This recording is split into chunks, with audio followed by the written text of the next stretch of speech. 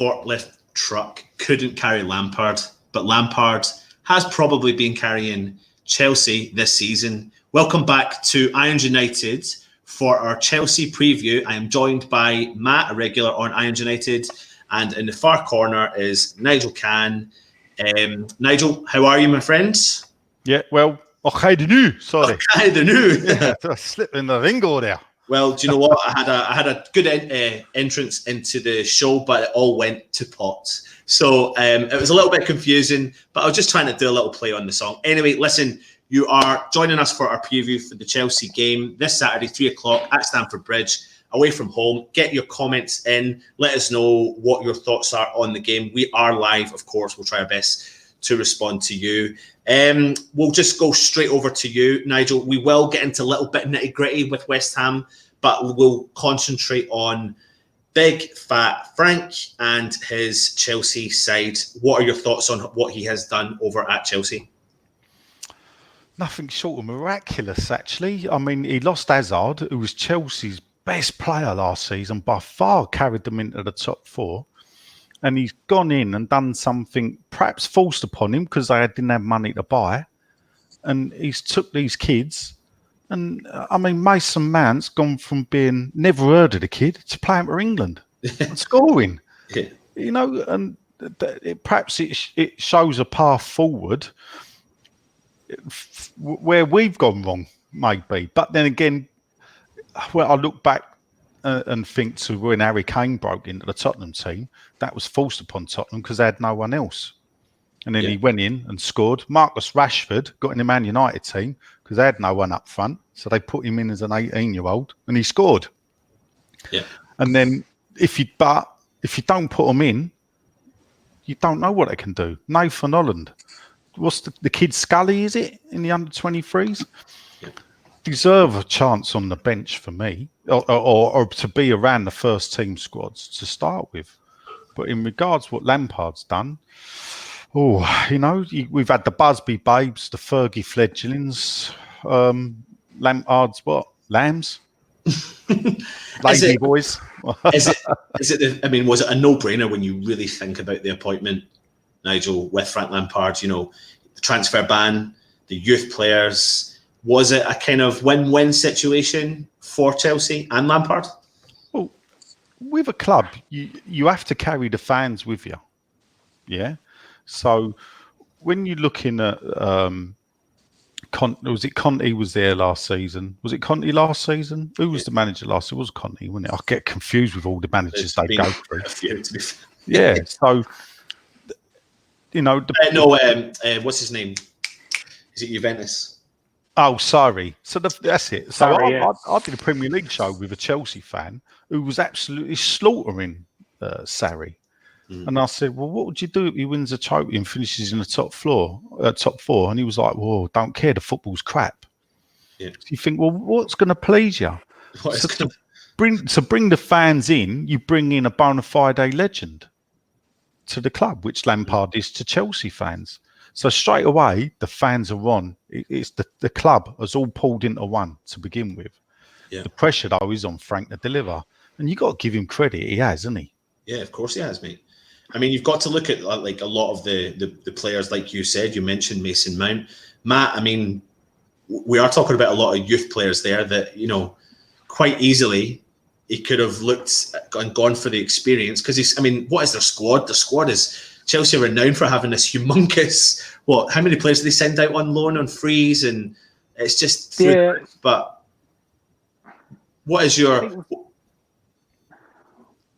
There was 43 players out on loan last year. Yeah, it was something crazy. Yeah, but I think for Chelsea, it was a no-lose situation put Lampard in because they really realistically weren't going to get a big manager in, having the transfer ban. Lampard had his training year last year at Derby, where he played good football and they missed out in the playoffs.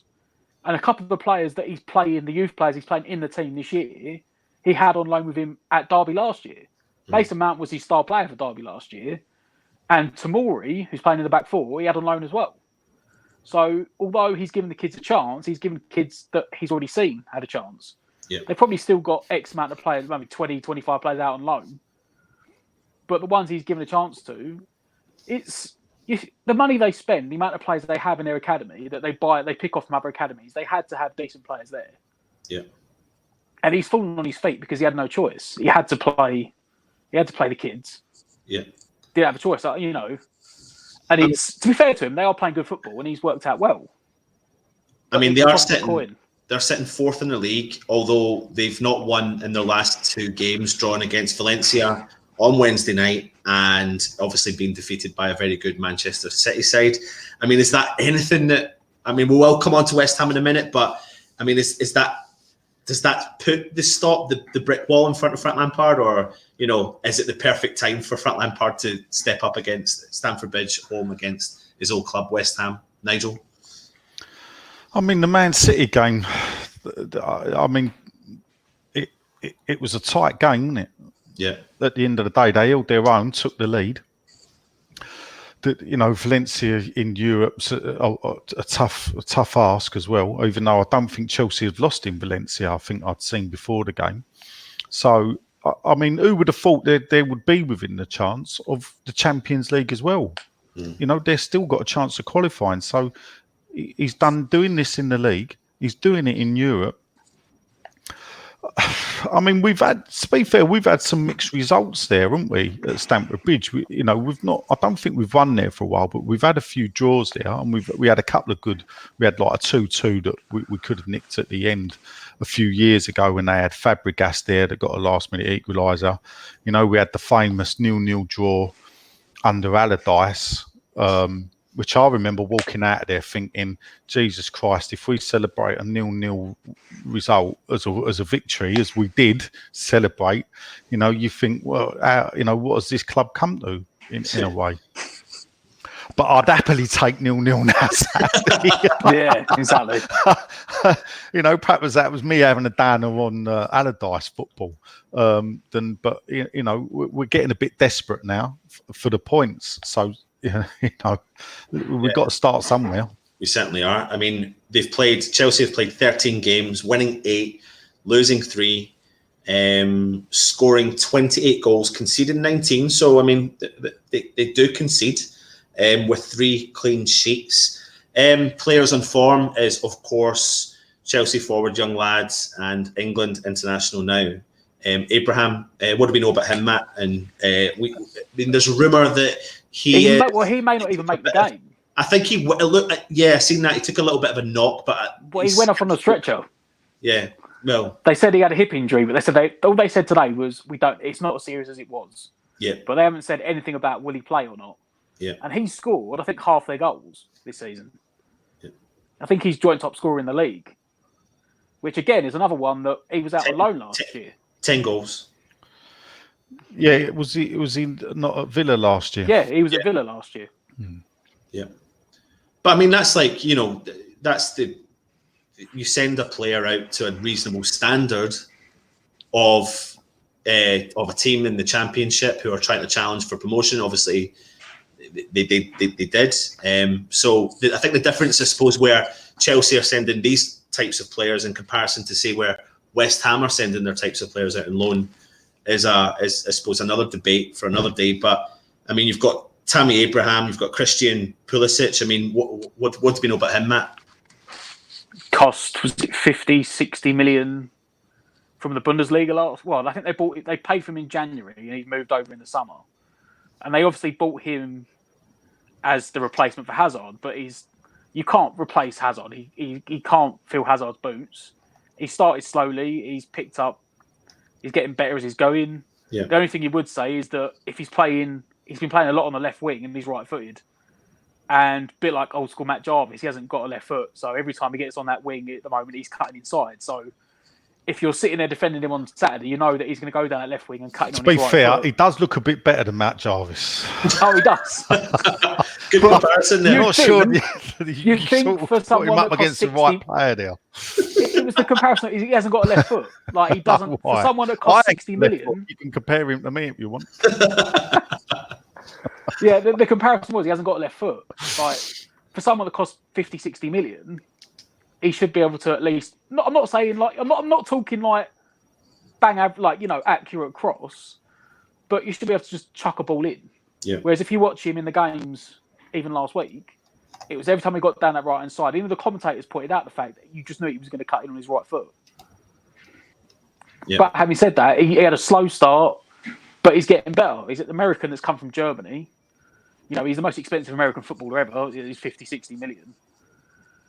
And he was tearing up the Bundesliga last year, so he's definitely going to be someone to watch out for. He's only going to get better from where he is now. Well, here's some exciting stats for you. Not so exciting, but Chelsea are unbeaten in our last 13 home Premier League meetings with West Ham, winning 9, 4 draws since a 3-2 loss. With Canio's goal. Glenn Roeder, yeah. Glenn Roeder was in charge, 2002. Yeah. Oh, yeah. West Ham have won of their past 7 meetings with Chelsea, 3 draws, 3 defeats, winning 1-0 at home under David Moyes in December 17. And Chelsea have won the last 6 Premier League London derbies at Stamford Bridge, keeping clean sheets in 4, which all ended 2-0. I mean, not the greatest of stats for West Ham, but to be fair, what team do we have the greatest of stats against, Nigel? I mean, do we look into that? What team do we have our best stats against? Recently, that's a difficult one to say, isn't it? Who do we normally always beat? Do you not always find, though, that when we come up against these kind of, or just any really opposition, there's always that, you know, once upon a time, Newcastle, Michael Owen, oh shit, here he comes again, there's another hat. You know. Yeah. It used to be those players. I mean, the thing I would say is, years gone by, West Ham would always put up a fight against these teams. So we would roll over against, we always had that defeat against the Palaces. Not generally at home, though, to be fair.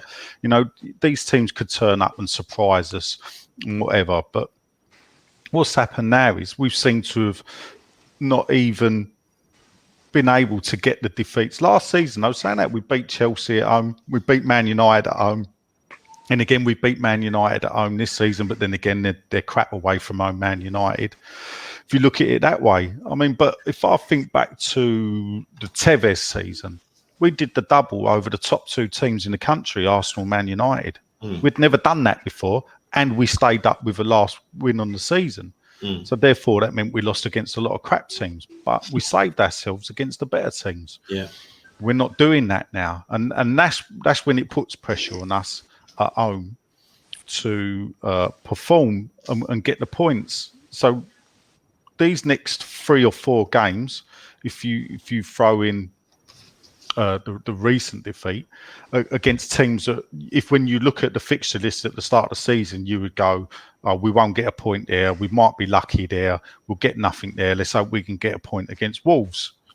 So, but before that, you're thinking, well, hopefully we'll be in the top 6 before that, and then we'll slide down the league from 6th spot when we played Chelsea, when we play Arsenal, when we play Wolves. So that would put us in mid-table for when we then go into the Christmas run of the easier games. Now we ain't got Liverpool. But that never happened, did it? You know, 2 points from Sheffield United, Crystal Palace, Newcastle, Bournemouth. You know, that's the point. Nigel, don't. You know, that is just... Yeah, it's not good, mate. Interestingly enough, though, out of the 28 goals that Chelsea have scored in the league this season, only 9 of those have come at home at Stamford Bridge. But then, I mean, it doesn't mean, I mean, they're still winning games. But, I mean, is that something we can look into, Matt? Or does that just mean that Lampard's tightened up his defence with, you know... At the start of the year, at the start of the season, they were conceding a lot of goals, weren't they? They couldn't shut games out. And I think as they've got on these, I don't know if they're unbeaten in a while, but I know they had most of their poor results at the start of the season. And they've gone on like a really good run now, and they're back up in the top 4. Yeah. But I think they'd won 6 out of 6 before the City game. Yeah, so there you go. Yeah, they were on a good run. And they were unlucky at City as well. It's difficult because, they are more solid, but you still will get chances against them. Like, you look at their defence, you will get chances. It's more what they're now doing going the other way, and teams are getting less chances against them because Chelsea are dominating the ball and are doing so much going forward. Yeah. But if you pressure their defence, you will get chances because Lampard makes these big attacking players. Lampard always plays attacking football. He done it at Derby as well. So you will get chances against them. It's just if you can punish them for the chances you get. Yeah. Can you see, Nigel, Lampard risking Abraham, and even more so, coincidentally, when I mentioned players who have got a little bit of a history with West Ham, Batshuayi, is sitting on the bench, just waiting for his chance, his opportunity at home? I don't think. I mean, he's got this Champions League game coming up against Lille. I believe so. They need to win that to qualify for Champions League. It depends. If you look, Frank can look at the top four and see what are they 6-7 points clear of fifth spot. There's There's a bigger gap between Chelsea and Wolves than there is between us and Wolves, I believe. Yeah. So he thinks, well, actually, he could afford to rest a few players, keep them back for the Lille game, even though Lille were bottom of their group with 1 point, so he can get a win and double up. Because he's looking at cementing top four. But then again, Frank Lampard is a driven person. He wants to win. So I think he will pick his best available team every game to go out against West Ham. And so if Abraham's is fit and he thinks they're fit, I think he'll play him. Yeah. You know, but then again, look, they've got Batshuayi to come on. You know, who have we got? A Jetty. You know, or a Yeti, whatever you want to call him. So it's either somewhere where you're more a boat or it's the abominable snowman. Take your pick. So we all know that Frank Lampard is always going to be up for this game. I mean, what's his mindset coming into this? Is we have briefly touched on it, but do you think he will go out with his full strength, or will he rest players, Matt? I think he'll go full strength. I don't think he's going to care. Don't forget, I mean, he did it for years as a player at Chelsea, playing twice a week. And medical sports science, all that only gets better and better. The Abraham will be close. I think that is only because I think if he has got a knock, I don't think he'll risk him. Because like I said, he's got Batshuayi and he's got Giroud. So I don't think he will if he's not fit. But the rest of them, I reckon he'll put a full strength team out. Yeah. Because especially if the Lille game's at home, like obviously they've had to travel back from Valencia last night. But if they haven't got to travel again, he can go, well, you can have 2 days rest and we'll come back in training Tuesday morning or on Monday afternoon. He'll give them the rest. But I think Lampard will put a full team out. What about yourself, Nigel? Yeah, this is a game. Frank was brought up in a West Ham family, a West Ham boy. His mum was a big West Ham fan as well. And, it turned sour. We could say he brought it upon himself and whatever happened. But there's nothing like going back to people that you feel have slighted you and sticking it up their nose. And unfortunately, we've seen Frank do it to us time and time again as a player. I think deep down he's still got a lot of respect for the club, but he's probably got no respect for us as fans because of the way we've abused him. Yeah. Let's get on to our amazing claret and blue donuts. Nah, I'm only joking. Let's go on to West Ham, our beloved West Ham. We have come off of terrible loss and a terrible run of losses over the last few months. Nigel, Chelsea, Stamford Bridge, away from home. Pellegrini is getting slated for his tactics. What is it that he needs to do? What's keeping him in his position? I mean, give us a little rundown on your opinion on it. Well, what does he? I mean, for the Chelsea game, I think first things first. He has got to pull Roberto out of the firing line. The thing is, fans can absolutely destroy players' career, especially Roberto. It's tough as a keeper being in goal because it's a confidence thing, and when you're low on confidence, being in the game, the pressure on you, you're so worried about making a mistake, you stop thinking. Sometimes the goalkeeper has to do it naturally, not think about it. I played in goal. One of my old coaches say he was more worried when I had to think than when I just did it naturally. So there's that to it. Having Roberto there, is it affecting the way the other players are playing? The defenders thinking, "Oh God, I got him behind me," because I know that happens. Yeah. Oh yeah. So, and at the end of the day, us as fans, or a big proportion of the fan base, is absolutely destroying Roberto. to the point where they're finding videos of him 5 years ago making mistakes. Well, we can all find videos of every goalkeeper in the world making mistakes, but they're all being highlighted now because Roberto's now flavour of the month to lump in on. Yeah. So he's got to be pulled out, and for the sanity of the club itself, just give the fans someone else to you've got David Martin sitting there, the son of a club legend. Who knows the club inside out, Nigel? That's what I'm saying. He was brought up. This is a kid. Let's get it right. It's not just this is a boy that was brought up in and around the club as a little kid. He would have grew up, seeing his dad playing with all the blokes. He was born after I think he was born late 80s. How old is David Martin? 33, I think. Yeah. About 33, yeah. I think he's the same age as my sister. I think my sister used to go swimming with him, funny enough. It's a small world. So he's about 33. So he would have grown up, seeing his dad play with the likes of Devonshire, Julian Dix, and he would have grown up. So he knows everything about West Ham. And I think it probably was a dream of his to come back to the club at some point. But also played at a decent standard in the Championship, mate. Like, it's not like he's not. Well, listen. I know. Listen, but he's played in the Championship. He's played in the country. He understands the winter. He understands the way that. Look, he spent time at Liverpool as a goalkeeper. Yeah. And Liverpool obviously saw something in him. Took him, I think, from MK Dons. He then went back. He spent about 3 years at Liverpool. Then went back to MK Dons, became first choice keeper MK Dons. Apparently did really well there, that some fantastic football club from somewhere south of the water thought that they would take a punt on him. The people from that side that I know have said they actually thought he was an half-decent keeper. So half-decent that they dropped him and put him on the bench. But anyway, he was their reserve keeper. He became nigh on a West Ham legend when he dropped that Brighton cross into the back of the goal to knock Millwall out of the FA Cup, which was the only crumb of comfort we had in the FA Cup last season after the way we performed. Knocking out my confidence in David Martin.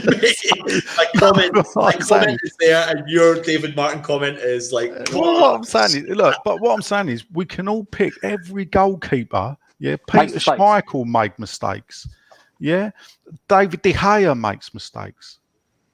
Fabianski makes mistakes, but every keeper makes mistakes. So we will only go and find those mistakes though when they're doing it constantly to just drum it home how bad they are to prove a point. But let's be honest, mate. Though these mistakes are. But any mistake a keeper made, when you're the last line of defence, if a keeper I made a mistake once. I let a ball go, underneath my foot, and it went in the goal.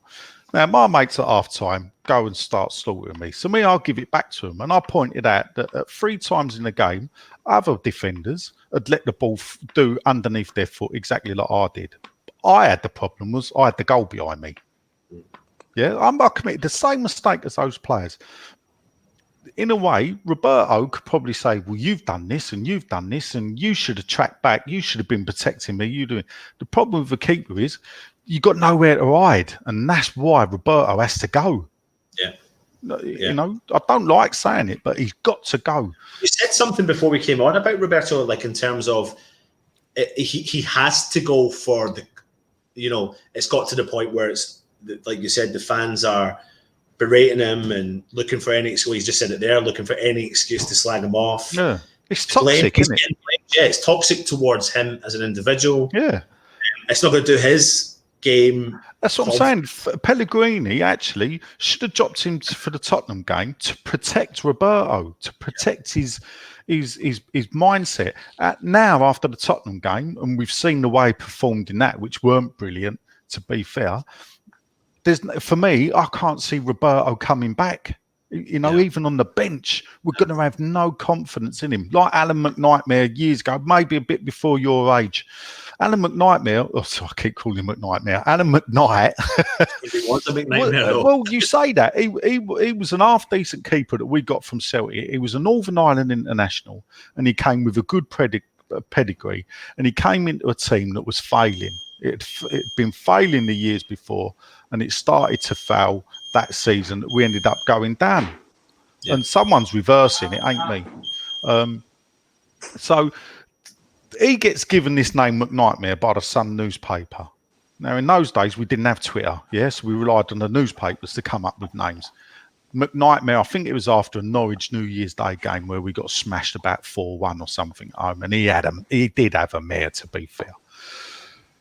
The Sun calls him McNightmare. The fans pick up the paper. From that day on, he's Alan McNightmare.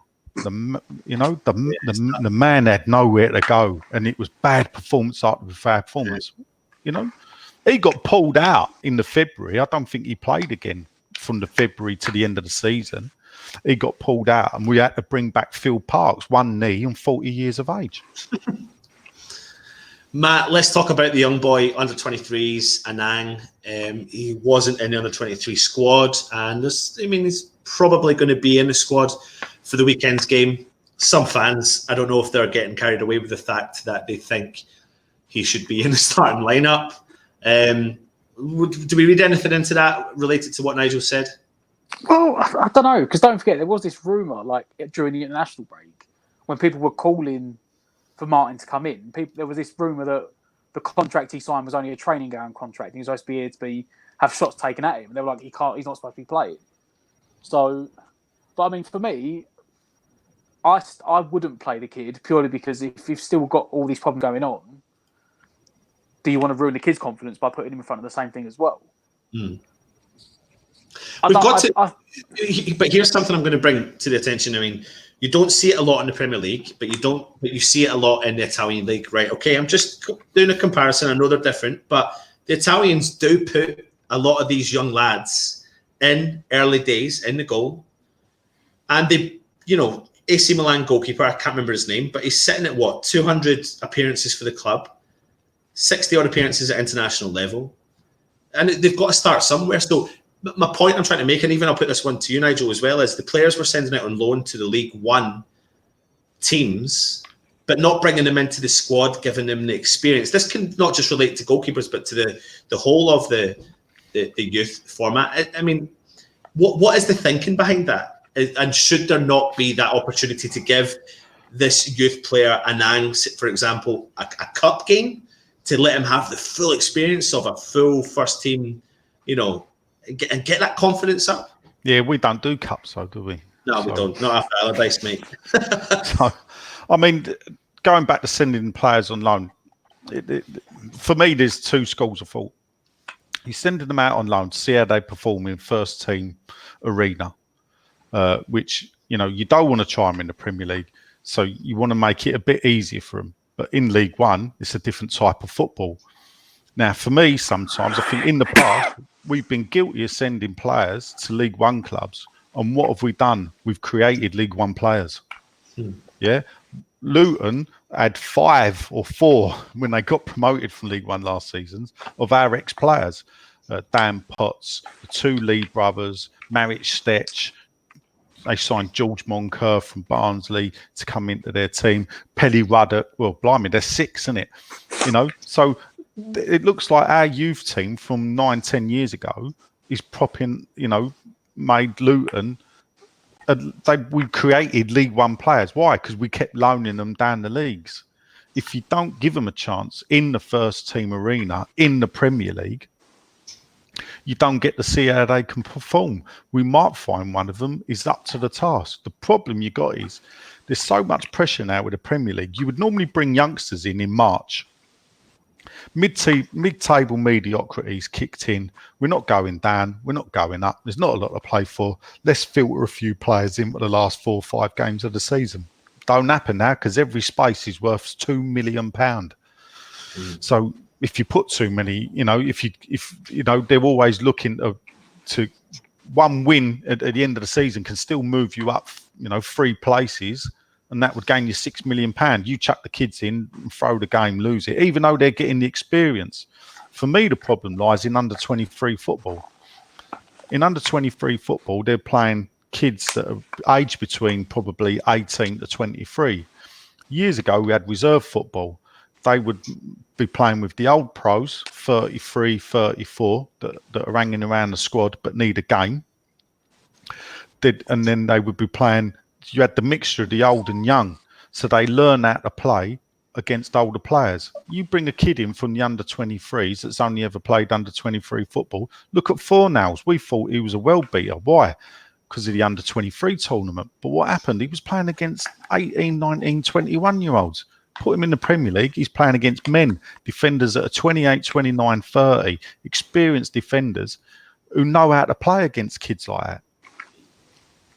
If we had reserve team football, where you look, Roberto, before he played for us, probably hadn't played a game. Before Fabianski got injured, what football does he play? Because he don't play under 23 football. So what competitive football is he playing?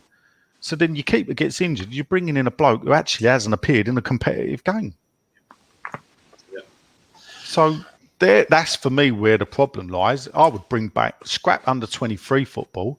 I'd play under 18s and then go back to the reserve league and have a Premier League reserve league. So your reserve team would play whoever you're playing in the Premier League that season, at that time. So we'd be playing like Chelsea this week at home, wherever home is now for the reserves, Rush Green. Listen, let's move on to the defence. Diop's going to be missing after picking up a yellow card against Tottenham. He was also missing for the first half of that performance. What are we going to do, Matt? Apart from the fact that our saviour of the season is on his way back from injury, Winston Reid. Declan Rice is going to be sitting in the back line with Ogbonna. To be fair to them, did they look like they were a solid unit, or was that more down to the fact that Spurs backed off a little bit more in the second half? I think it was a bit of both.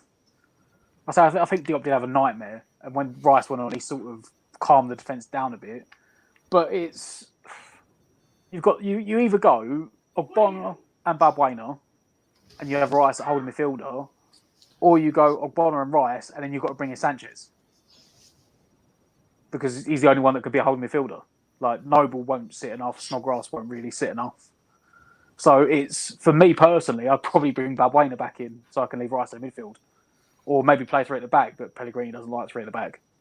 What does that say for players like Balbuena, Nigel, that if Rice is going to be dropped back in? I mean, what was your thoughts on the tactical decisions that Pellegrini made in the game against Spurs?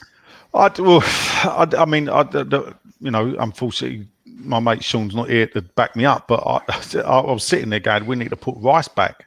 Mm. And then he did it, but I must admit, I did scream at Pellegrini. It's probably the first time I got the ump with Pellegrini because he brought Sanchez on. This was our last substitution. What are you doing, you idiot? Basically, and it takes a lot for me to call Pellegrini an idiot. But I think it was I don't know about Sanchez ever being the right move, but if you watch Rice when he played at the back there, he was getting interceptions.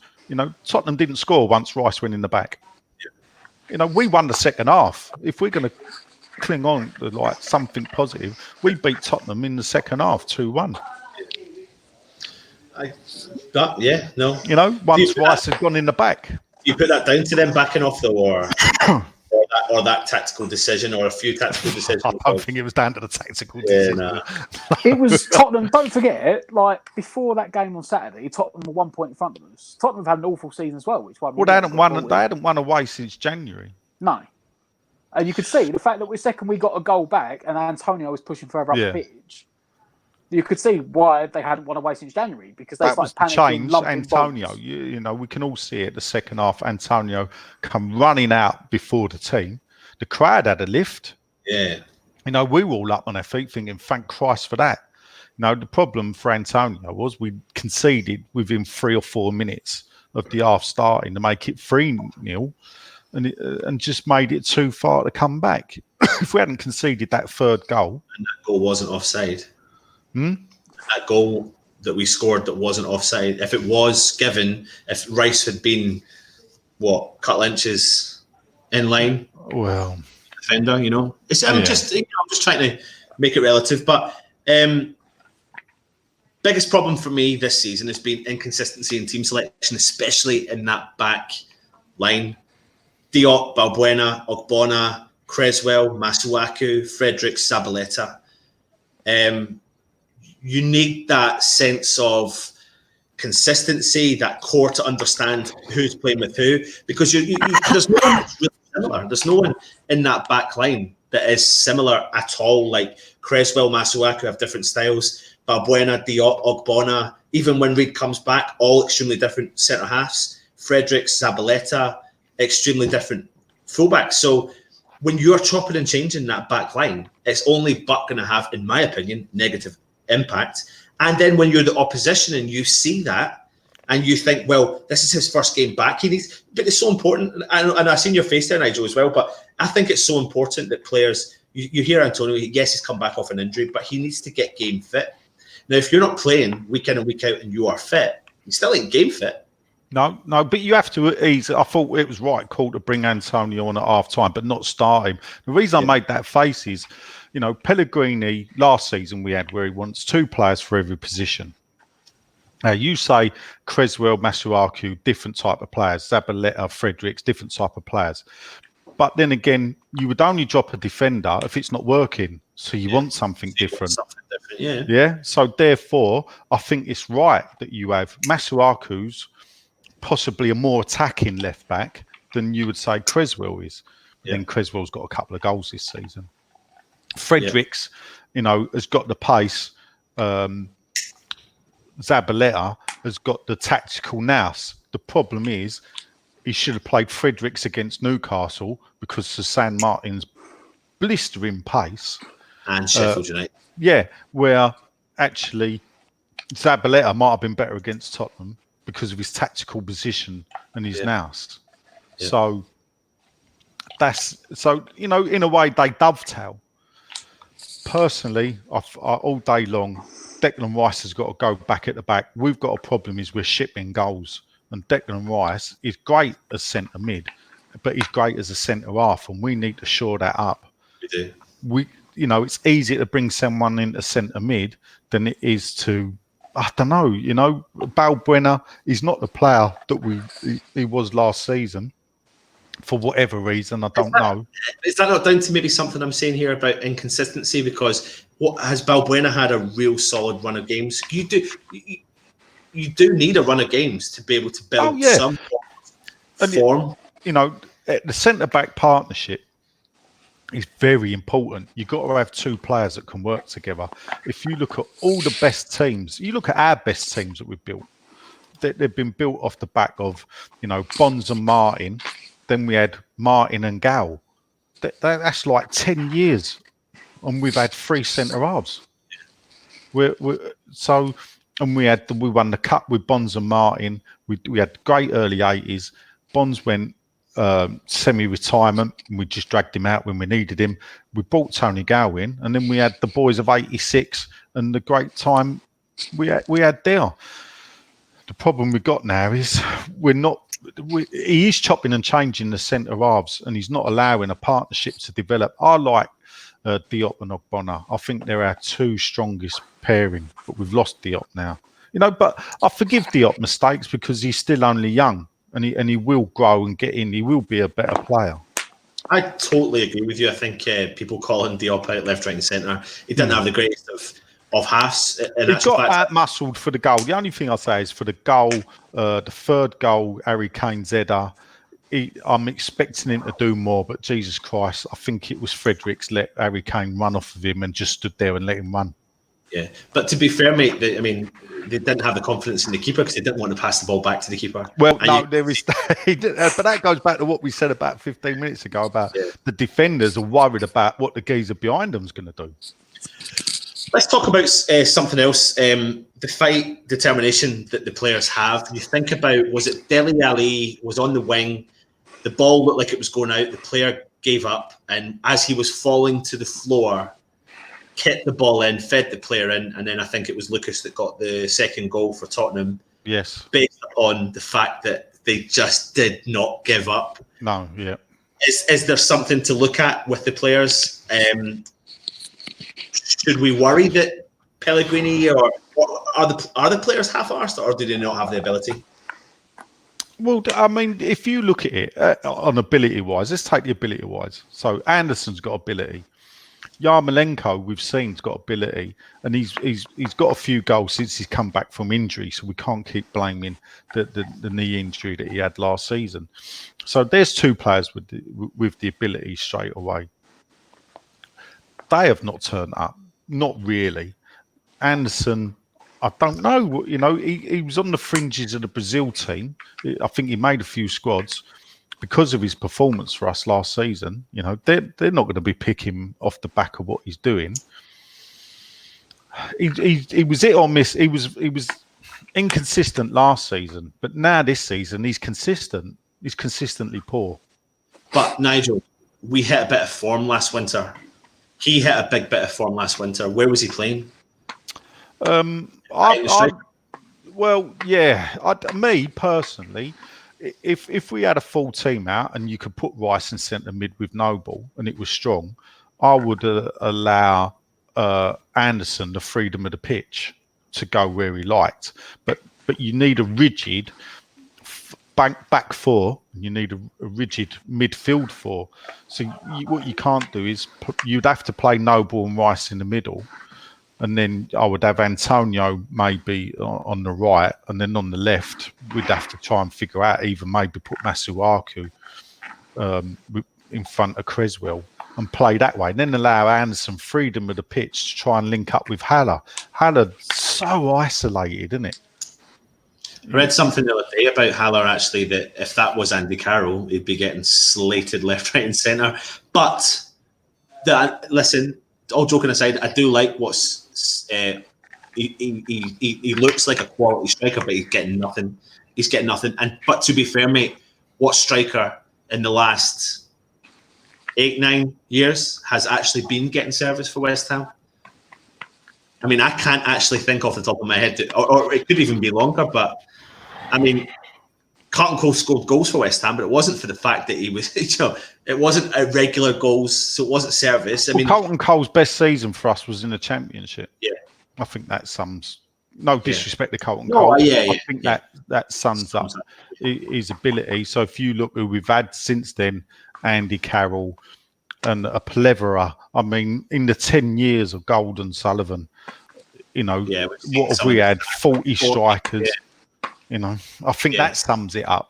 And that sums up that for me sums up their ownership, the amount of players that we've gone through. That's the problem. No stability, no building of a team. Just signing players off the back of their. Well, yeah. What are you going to say, Matt? I saw there was a stat floating around on Twitter the other day, and it said you was mentioned about the 40 strikers that Golden Sullivan was signed, so they got here. Only 8 of them have scored more goals for the club than Ogbonna. That tells you about the quality of centre forwards we're signing. I didn't see that, but I think that you're right. That about sums it up, really. And you're talking about chances created. I know you're saying you're right. They're not getting the service because Payet has still created more chances in the last 4 years than anyone else. I did see that today. He left 2.5 years ago. Yeah. He's since that season, or while we've been at the London Stadium, 22 chances Payet created, and no one's got a touch near him. And he was only there for a year and a half. Yeah. Anderson's been there for a year and a half. It's likely that Rice will drop back into the defence, we think. Where does that leave us in the midfield, Matt? I mean, let's just go by where we think Pellegrini is going to go here. Well, he's going to pick the same formation again, because he always does. Which means that he's then got to bring someone else into the midfield. And for the life of me, I think it's going to be, he said this week that Jack Wilshere is not fit. He's got some sort of muscle hip injury or something. Yeah. So that means it's going to bring Sanchez in. Can he afford to bring Sanchez in? Because, people are in the comments just now, people are saying that Sanchez had a decent performance. He still looks slow in the ball and slow in the uptake and slow pushing the ball forward. He did. I mean, most of his passes were completed, to be fair to him. But again, was that due to the fact that Spurs sat back? Yeah, it was.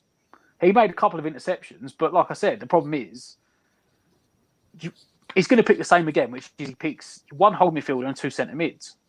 So unless he plays like Zabaleta, a holding midfielder, his other option is Sanchez. So for me, he's just going to play. He's going to play unless you said you'd bring Valbuena back in, because the only other one could have done it was Cullen, who's out on loan at Charlton, who's injured anyway. And what you play even if you play Noble in, you've still got to put someone else in along that midfield. Unless he goes for 2 in the midfield and attacking mid, and then he maybe brings Anderson into centre attacking mid. But if he's going to play the 3 midfielders and you're dropping Rice back, it's going to be Sanchez because there's nothing else. Well, Nigel, do you think? I mean, what changes can you see? Let's go. Not what we want, what we think. I think it's been probably the toughest West Ham side to predict consistently for, again, 8 or 9 seasons, or even, under Bilic, Moyes, Pellegrini. You can't really predict one game to the next. No, because the inconsistency is there. So let's go by what we think he's going to do for setting up. Are we all agreed that Martin is going to be given the chance? Yeah, probably. Yeah. And before we do this, everyone get your comments in below. Let us know your thoughts. Some people are saying just play all the under 23s. Obviously, they're just in there. But defensively, what are the changes we're going to make? I'll put this one to you, Nigel. Well, obviously, at centre half, we've got to bring someone in for Diop. Now, listening to you talk about centre midfield, there's a bit of me I think perhaps we should bring Balbuena in and leave Rice alone, because you bring Rice out to shore up defence, and then or do you think? Do you know what? Fuck it.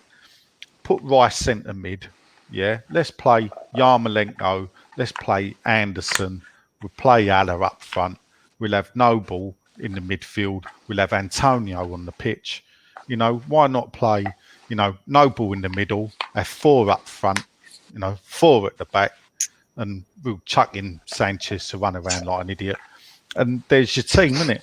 Yeah. And actually what we could do is we could actually bypass them 2 idiots in the middle, just kick it over their head and let the 4 up front try and because at the end of the day, what are we looking at? Well, a lot of us, if we're being sensible, think we're going to lose, aren't we?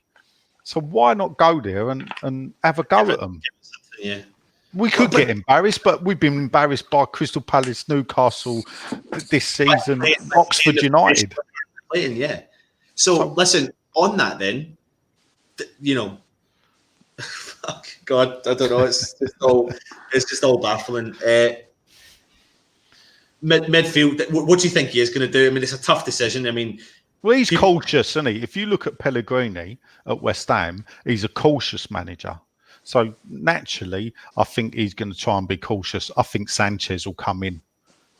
I think he will drop Rice into the back. I think Sanchez and Noble will be in the middle. Antonio will start. Anderson will start. Haller will start. And then... And Antonio's in for Yarmolenko. Yeah. An interesting fixture this will be on Saturday. West Ham have, of course, in the last 7 league games, lost 6, drew 1, I think it is. Not won a game in 9 in all competitions. Predictions. Matt, let's start with you, mate.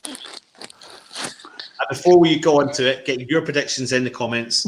Let us know. I'll fire them up on the screen as you say them in. 3-1 Chelsea. I think I'll take a 3-1 at the moment as well. Because we're shipping 3 goals to fucking Burnley and Newcastle. We could get smashed on Saturday, and 3-1's probably being generous. I'd love to get out of there with a 1-1, but it depends what team turns up. If the team that turns up has been playing for the last 8 games, we get absolutely annihilated. So 3-1 Chelsea? Yep. Nice. Oh, I'm not a lover of making predictions. I think we'll lose, to be fair, if I'm being realistic. 3-1's probably a good score line, even though I think that's being generous to us with the 1. I know, I was trying to give some hope. Yeah. Well, we better get Bob Hope in then, because we'll get with no hope, actually. I can see I could argue a case for a 4-0 defeat, but then I could say, well, we could get a 0-0. Depends how interested Chelsea are, to be fair. Yeah. So we've got a 3-1 victory to Chelsea, either a 4-0 victory to Chelsea or 0-0 draw to West Ham. And then you come to the half-pint full man that's called Anthony. And I'm going to predict, because I just have to. It's in there and it's just wrong. But a 2-1 victory to West Ham. A messy game. Penalty. Don't know who's going to score it, but we'll just penalty see is what that the bridge. We don't get penalties. Well, last one we did though, who was it? Was it Joe Cole scored in the? I'm trying to remember the game. No, we did well. Yeah, we'll see. I'm going 2-1 West Ham. Get your predictions in. People are coming in saying 2-0 loss, 5-0 down at half time, 6-5 winners full time. So yeah, it's the West Ham roller coaster continues.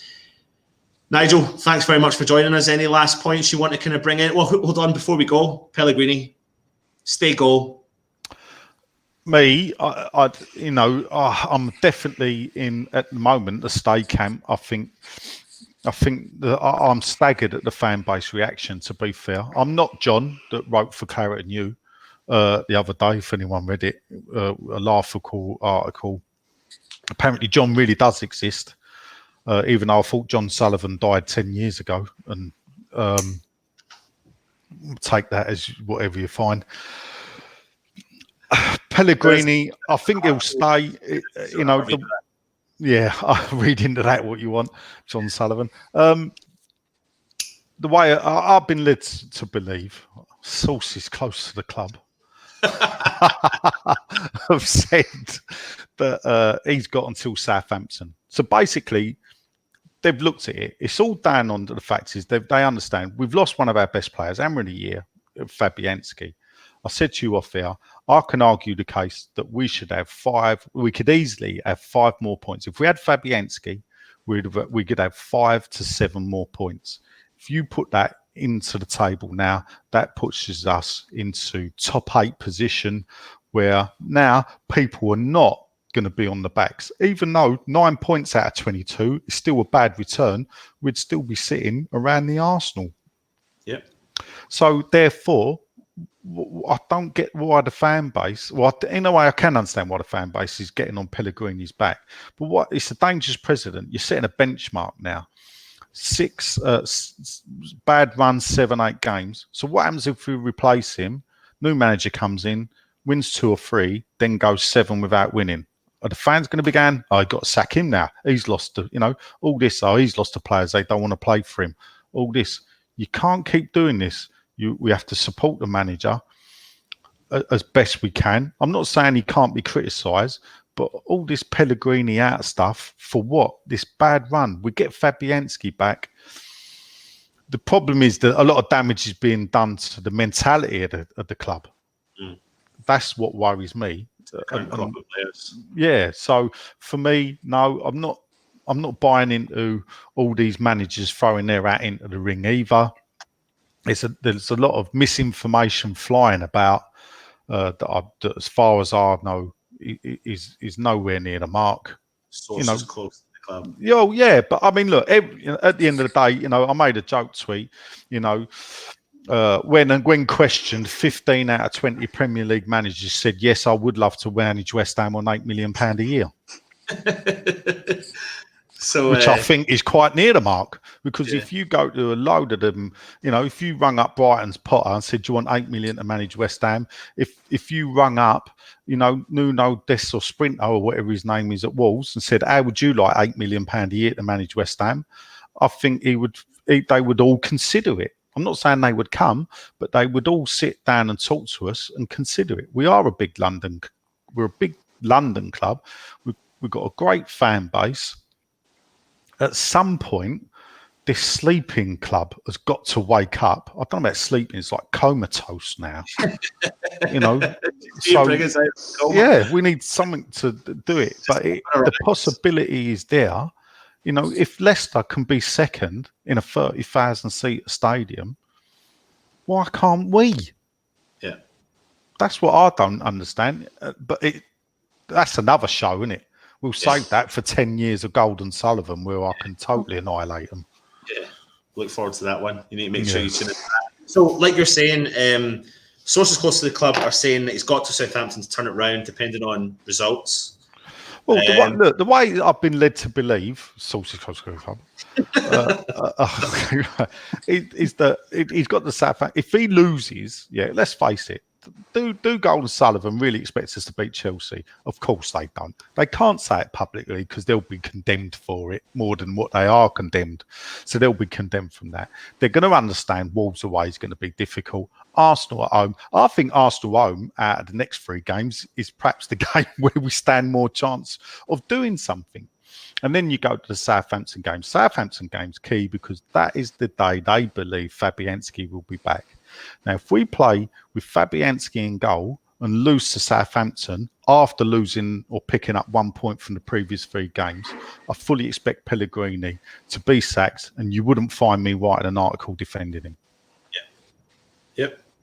It's fair. And that is how I see it. Fair enough. Thanks to sources to close to the club. Matt, Pellegrini, stay or go? Let's be honest, mate. Hard. Be honest, because today you were very honest in your group chat. So be honest. I would have him to go, but there's no point getting rid of him now. This is what I think they're doing. There's no point getting rid of him now where there's no one to come in. Because right now, if you went right now, the 2 options on the table, realistically for us, is Houghton and Moyes. And I don't think either one of them's worth getting rid of Pellegrini for. I think he needs to go, but I think you need to bring someone in that's actually be able to replace him. I think at some point Houghton interested people, people, but I think Houghton does not interest those people now. Source close to the club. Listen, let us know what you think. Pellegrini, stay or go. Interesting about your point there about Fabianski. You know, if he had played and West Ham had gained, it's a good argument, had gained 5 to 7 more points, this would all be a different conversation right now because we'd be sitting 6th, 7th in the league. That's the failure. I do know that is the failure. The recruitment of the squad players, is a failure. That whether people have to answer for, but I don't think they have to be sacked for it. We just have to look for something better. And people are making the point now in the chat by saying in January we've got an opportunity to fix some of that. Remember, we're not the type of club that can have 2 top quality keepers sitting on the bench. We couldn't even keep Adrian here. All this about, we shouldn't have let him go. He never signed a new contract. He walked away from the club. Yeah, because he thought he saw himself as a number 1 keeper, and he was happy to go back to Spain and be a number 1 or play number 1 for Palace or whatever club would have him. He chose to leave us. Nothing to do with money. He wanted to be number 1. Now, it just so happened, his luck was nobody wanted him. Yeah. So he was without a club, and then Liverpool let Mignolet go and realised they needed someone, so brought him in. Offered him double. And that's the thing. But when you go to Liverpool, you're going to get more money, aren't you? Yeah, exactly. Listen, Nigel, thanks for coming on again. Lads. Always a pleasure. Good review. Matt, again, of course, thanks for joining us. Make sure when you are at the next home game, check out the West Ham Supporters Club. It's at the last drop, just below the big funny shaped orbit. Middle Tower. The closest place you can get a drink, apart from the stadium itself, to the stadium. So make sure you drop in. It's £2 if you're not a member to come in at the front door, and there is membership options. Great venue, great place. Check out at the next home game. Anyway, subscribe to the channel, all that crap, and come on, you Irons, get behind West Ham. He's been Nigel, he's been Matt, I've been Anton. Come on, you Irons. Come on, you Irons. I won't do that.